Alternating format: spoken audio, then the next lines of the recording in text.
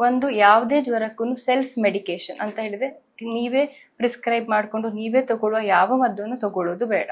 ಜ್ವರ ಬಂದಲ್ಲಿ ನೀವು ಆಸ್ಪತ್ರೆಗೆ ಬಂದು ಅದು ಹೇಗೆ ಸಿವಿಯರ್ ಇದೆ, ತುಂಬಾ ಜೋರಿದ್ಯಾ ಕಡಿಮೆ ಇದೆಯಾ ಅಂತ ನೋಡ್ಕೊಂಡು ಅದಕ್ಕೆ ಯಾವ ತರದ ಜ್ವರ, ಬ್ಲಡ್ ಟೆಸ್ಟ್ ಬೇಕಾ ನೋಡ್ಕೊಂಡು ನಾವು ಡಿಸೈಡ್ ಮಾಡಿ. ಸೊ ಹಾಗಾಗಿ ಪ್ರೆಗ್ನೆನ್ಸಿಯಲ್ಲಿ ಮತ್ತು ಮಳೆಗಾಲದಲ್ಲಿ ಜ್ವರ ಬಂದ್ರೆ ಇಗ್ನೋರ್ ಮಾಡದೆ ಹಾಸ್ಪಿಟಲಿಗೆ ಬಂದು ಅದಕ್ಕೆ ಸೂಕ್ತ ಚಿಕಿತ್ಸೆಯನ್ನು ತಗೊಳ್ಬೇಕು. ಅಂಡ್ ಈಗ ಸೊಳ್ಳೆ ಕಡಿತದಿಂದ ಬರ್ತಿರುವ ವೈರಲ್ ಫೀವರ್ ಆಗಿರ್ಬೋದು, ಡೆಂಗಿ ಆಗಿರ್ಬೋದು, ಚಿಕನ್ ಗುನ್ಯಾ ಆಗಿರ್ಬೋದು.